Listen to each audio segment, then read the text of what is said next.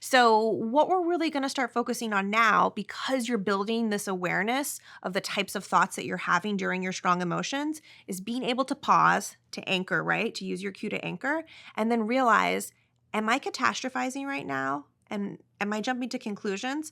Because we know that those are just going to like fuel the anxiety or fuel the strong emotions, turning the volume up louder. And what we want to do instead is be more flexible. So again, whatever those first thoughts are, we're just going to let them be there. We don't have control over what they are. Right. But what we do have control over is whether we listen to that first thought or we pause and say, is there a more flexible way of thinking about this? Okay. You did such a good job of being flexible with those other interpretations. You were thinking about maybe there was a baby, she woke up from a coma, maybe they don't even know each other. That's exactly what I want you to do, but for your own automatic thoughts that come up.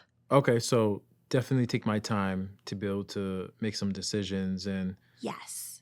just have like my thoughts. Just go Yeah, just go through because everything. we know thoughts are going to contribute to how you feel, right? And when we're having these types of thinking traps, they're going to make the emotion more intense. The more intense the emotion, the stronger the urge to avoid it, right? Okay. So, what this skill is going to help you do is going to slow down, notice if those first thoughts are unhelpful because you're jumping to conclusions or you're catastrophizing.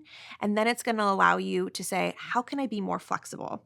And what you're going to see on what I'm assigning you for homework is this is a worksheet that's going to ask you to just pay attention to some situations that come up in the upcoming week where you notice a strong emotion. I want you to write down what were those automatic thoughts, the first things that popped into your mind, and then just ask yourself, was there a thinking trap there? Was I catastrophizing? Okay. Was I jumping to conclusions? And if so, what's a more flexible way I can think about that? What are some other possible explanations? Okay. Right? So if we go back to that example you shared with the coworkers from the firehouse, so your first thought was, these guys left me out because they think I'm going to be like a bummer to be around.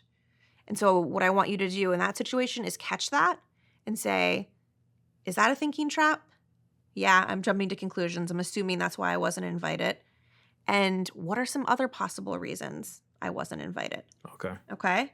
And that's going to be able to turn down the volume on that emotion a little bit so we can still pay attention to the information the emotion's communicating without it being so loud that it's just paralyzing. Okay. Right? Is there a certain like number I have to come up with? I'd like to try for you to do this, 3 or 4 times a week. Oh, for alternatives. Yeah. I mean, the more the better, but aim for at least 2.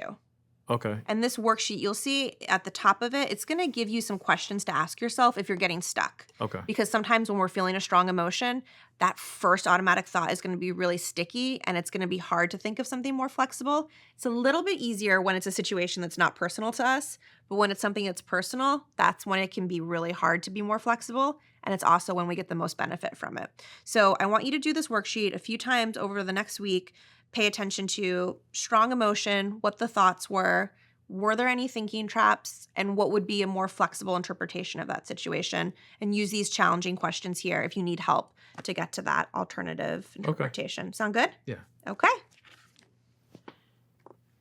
Thank you.